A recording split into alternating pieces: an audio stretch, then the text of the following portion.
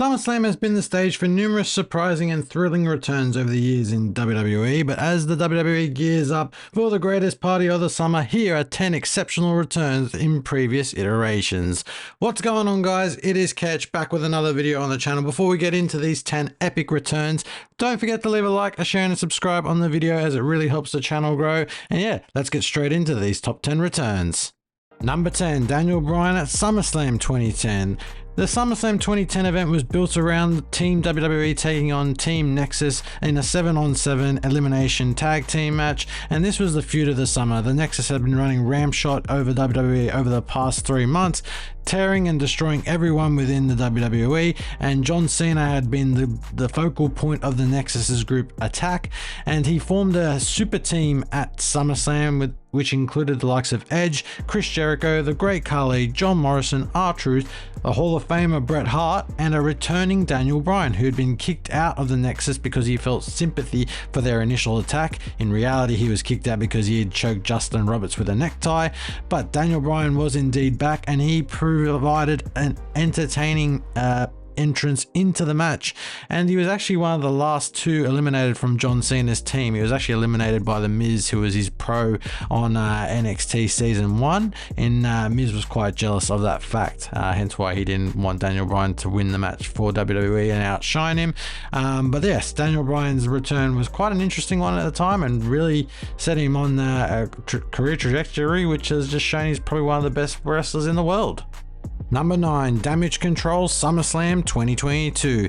The current WWE Women's Champion Bayley had been out for some time prior to SummerSlam 2022, but she returned with an absolute buzz, and she wasn't alone. She brought in Io Sky, then known as Io Shirai, and Dakota Kai, and they together were known moving forward as Damage Control, and Damage Control took over the women's division from that point forward and were quite a focal point in the lead up to WrestleMania 40. They've been actually quite focal ever since they came together, but the last year since Bayley and Io have been feuding over the WWE Women's Championship was probably their main rivalry. But the fact that all three women had come together, I don't even think Dakota Kai was working with the company prior to SummerSlam 2022. I believe it was an exchange of text between Triple H and Bayley that ended with Dakota Kai and Io Shirai coming back to WWE, but the three of them returning at SummerSlam 2022 to the shock of Bianca Belair was an amazing feat to see, and it was great to have Bayley back on the main roster. Number 8, Kevin Nash in 2011. Kevin Nash had been actually back in WWE for some time prior to his SummerSlam return, but he returned at the Royal Rumble in 2011 as Diesel, one of his characters and probably his most popular character from the 90s, and he'd also come back to WWE in the early 2000s, I believe it was 2003. But since then, Big Sexy had been away from TV or WWE TV for quite some time, but when he came back at SummerSlam after the main event, which involved CM Punk and John Cena for the undisputed WWE Championship, Nash destroyed Punk and attacked him, and that allowed Alberto Del Rio to cash in his Money in the Bank contract, which enabled him to become the WWE Champion. But Nash had not been seen as Kevin Nash since early 2004, so this was quite a thing, for Kevin Nash. He was the longest reigning champ of the 90s, and he was actually quite a focal point of WWE prior to him jumping ship to WCW in the 90s as well. But it was great to see Big Sexy back on TV in 2011, even if it was only short-lived, but great to see him nonetheless. Number 7, Edge at SummerSlam 2019. The Rated R superstar had been long retired prior to his SummerSlam 2019 return, but he did return in Toronto, Ontario, Canada, his hometown, to shut the loudmouth Elias, who had been trashing the crowd prior to Edge's return. And we didn't think much of Edge's return at the time. We're thinking just, a return for the crowd, to pop the crowd and get everyone going for that particular SummerSlam. But then he turned around and speared the loudmouth Elias, shocking the WWE universe, and for the first time in 9 years, people actually believe that Edge may return in a wrestling capacity. They'd have to wait though another 6 months when he did return at the Royal Rumble in 2020 for the first time in 10 years, but this moment at SummerSlam 2019 is another moment that we should not take for granted. Number 6, Becky Lynch, SummerSlam 2021. The 2021 SummerSlam event had quite a number of surprises actually, more on that later, but Becky Lynch's one was one of amazing surprise and excitement as no one had seen her since she'd voluntarily given up the WWE Raw Women's Championship to go have her first child, and she came back just as Carmella was about to take on Bianca Belair for said Raw Women's Championship, and she took Carmella's spot and squashed Bianca Belair in record time to become the new Raw Women's Champion at that point. And it was great to see Becky. The pop she got was fantastic. The crowd really had missed her and was great to see her back again. And this is before, she decided to become Becky Hogan and have her own schedule. But nonetheless, it was a great return from Becky Lynch. Number 5, Hulk Hogan, SummerSlam 2005. The Hulkster had been long overdue a SummerSlam return, and what better way to do it than at SummerSlam 2005, going in against a match with the Heartbreak Kid Shawn Michaels.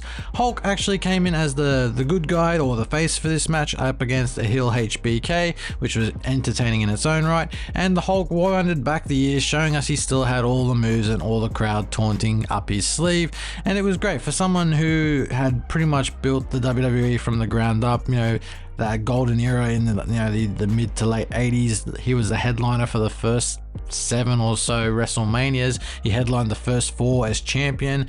So to see Hulk in a SummerSlam ring for someone who didn't really see those early years, it was great to see someone as massive and as major as Hulk Hogan in a WWE once again. And this return and that year 2005 for Hulk Hogan was great. He was also inducted into the Hall of Fame in 2005 as well. Number 4, Triple H 2007.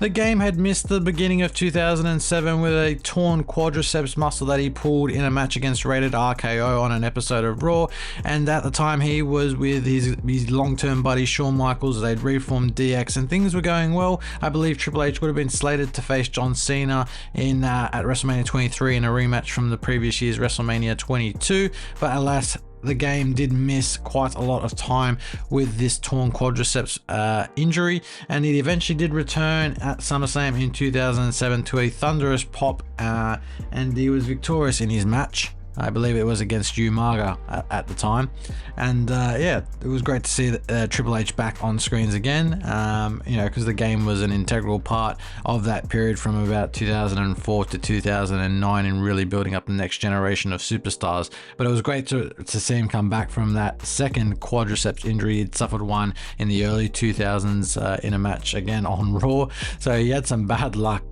Triple H, with his quads over the years, but it was great to see him in 2007. Number 3, The Undertaker's return in 2009.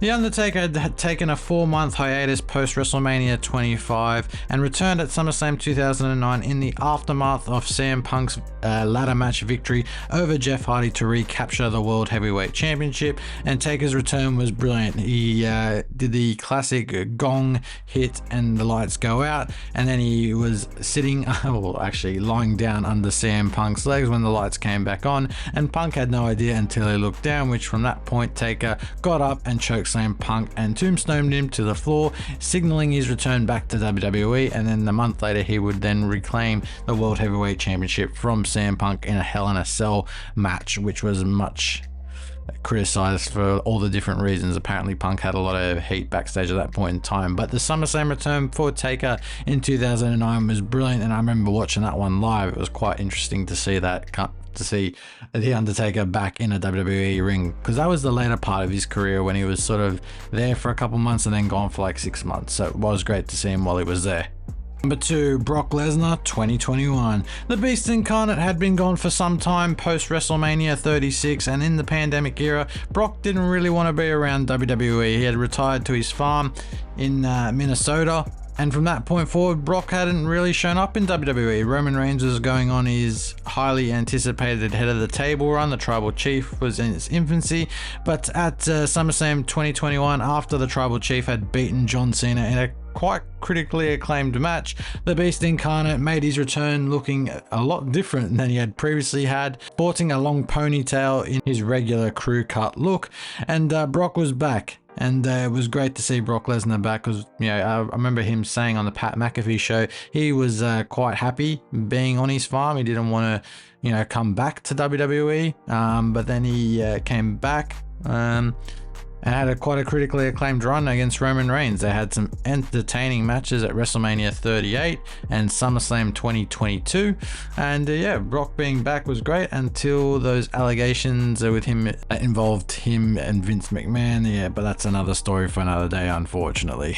Number 1, Shawn Michaels' return in 2002. The Heartbreak Kid had been out of action since 1997 when a back injury put him on the shelf for an indefinite amount of time and left the Heartbreak Kid contemplating retirement from professional wrestling altogether. In that time off, Shawn Michaels had become a born-again Christian and was a much changed man from the person he'd been in the 90s, who had been brash, bad attitude, really annoying backstage to be around. But when he came back in 2002, he was a changed person, and his match against Triple H, an unsanctioned street fight, was just a reminder to Shawn Michaels that he still could go with the best in the WWE, and he proved that to himself, he proved that to the WWE universe, and he proved it to everyone who would have doubted him backstage, I'm sure, no doubt. And in a match against his best friend Triple H, it was an excellent way for the Heartbreak Kid to begin the second half of his WWE career, which I would have to say was even better than his first half, all things considered. That's been the end of this video, guys. I hope you have enjoyed. Please let me know what you thought of my SummerSlam returns and if you would have included anyone else in this top 10 list. But until then, I will leave you to it. Have a great one, guys, and I'll see you within another video very soon. And I'll catch you later. See you guys. Bye.